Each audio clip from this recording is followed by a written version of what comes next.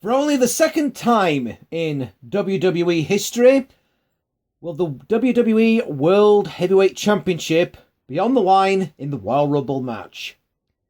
However, unlike the 1992 Rumble match, which had Ric Flair coming out victorious to win the vacated title, which is still believed by many to be the greatest Rumble ever, by the way.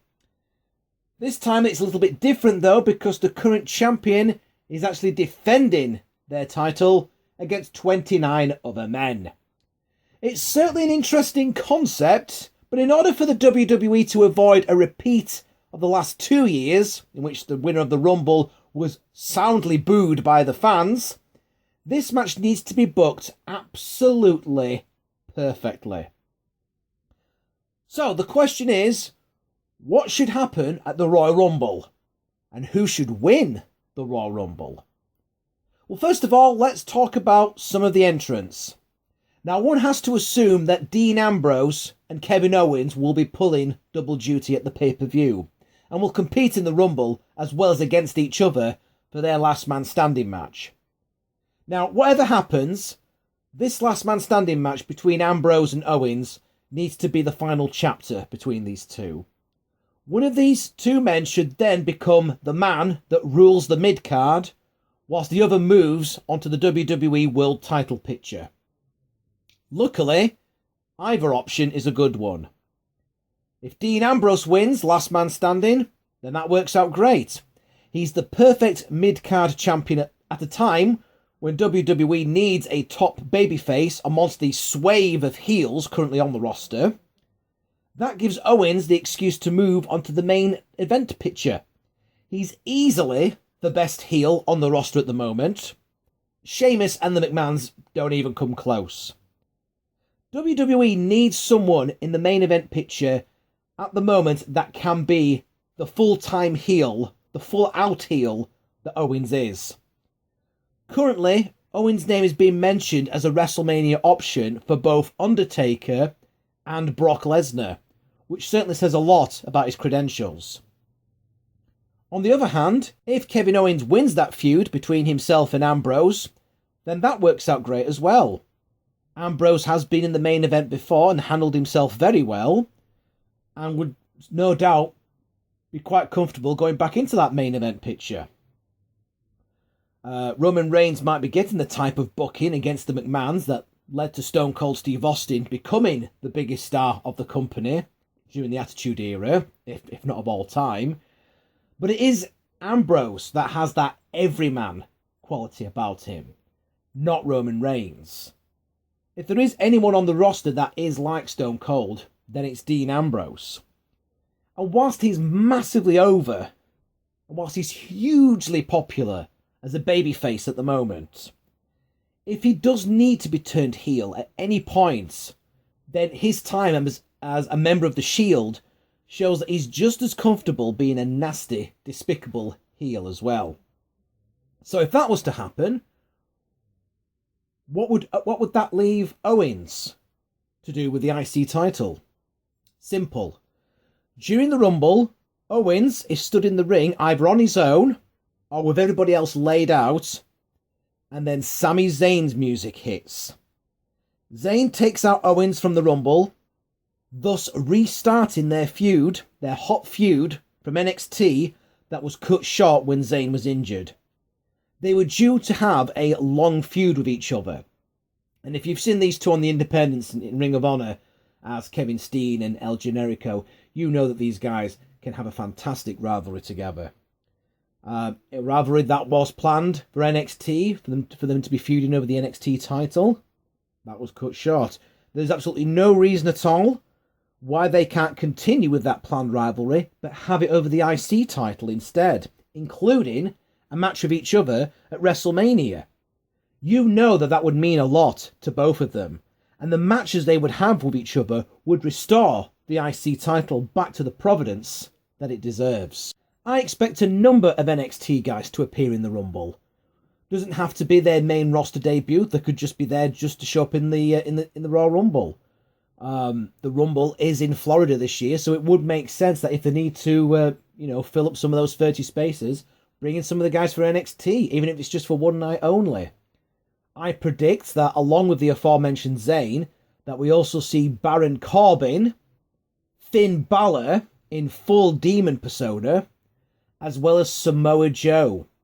Can you imagine the reaction if Lesnar and Joe ended up going toe-to-toe?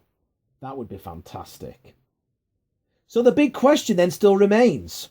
Who is going to win the Royal Rumble this year? Well, first of all, I do not think that it should be Roman Reigns. I feel that the odds are too great to be believable. And even if he did win, he's likely going to get booed again purely because that would be getting the same sort of booking that Super Cena got. However, he does deserve the right to be part of a huge match at WrestleMania 32.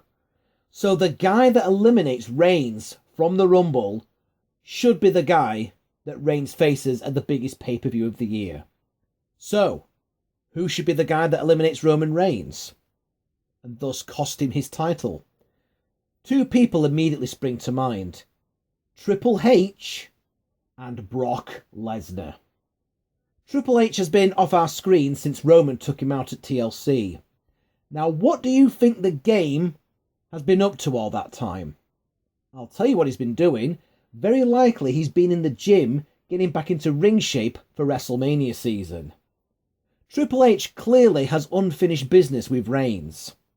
If Triple H enters the Royal Rumble as a surprise entrant just to eliminate Reigns, the feud that would follow between these two would lead to a huge match that would surely boost what needs to be a big card at WrestleMania.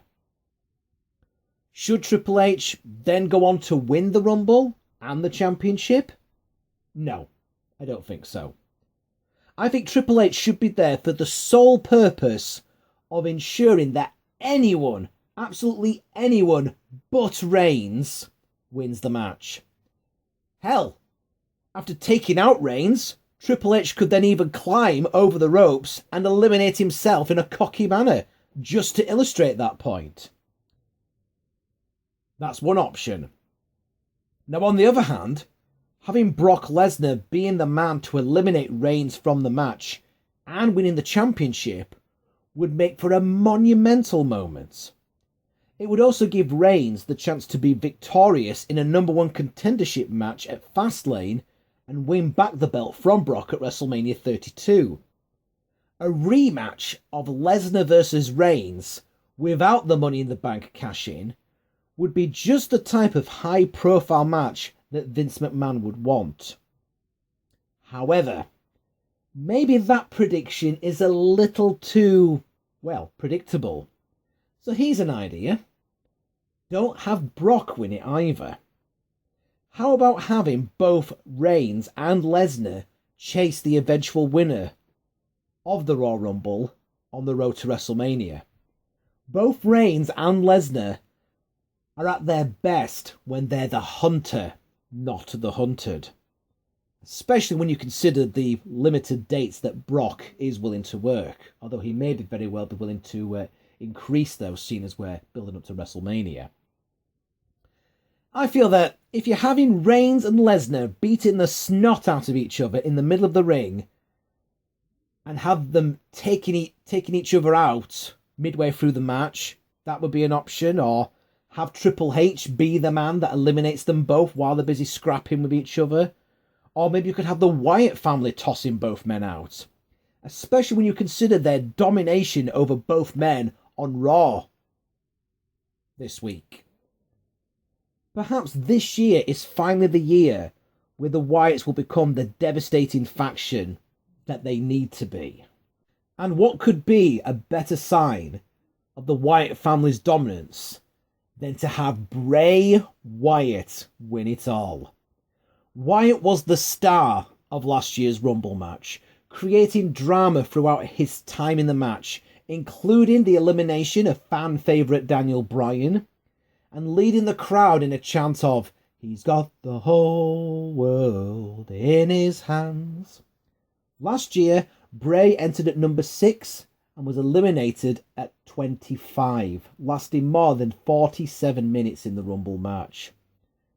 This year, the Wyatts are united behind Bray, making him a more dangerous entrant into the Rumble. With the support of his family, and with the addition of Braun Strowman and possibly Baron Corbin, there's no reason why the Eater of Worlds can't finally break through and become the main event superstar that everyone expected him to be upon his debut. He already has plenty of momentum on his side. The way that the Wyatt family dismantled both Reigns and Lesnar at the conclusion of the last episode of Raw, not to mention their dominant showing at the end of the last episode of SmackDown before the Rumble, should lead to something at least. Wyatt would also be a good choice to eliminate Reigns during the Rumble match, and Lesnar too. Even if Wyatt falls short of winning the Rumble himself, he should still be standing over the new champion's battered body by the end of the night. In short, this is what I'm predicting. We get either Reigns versus Lesnar, Part 2, at WrestleMania 32, but maybe that's a little bit too predictable. So how about Reigns versus Triple H? And possibly Lesnar versus Wyatt?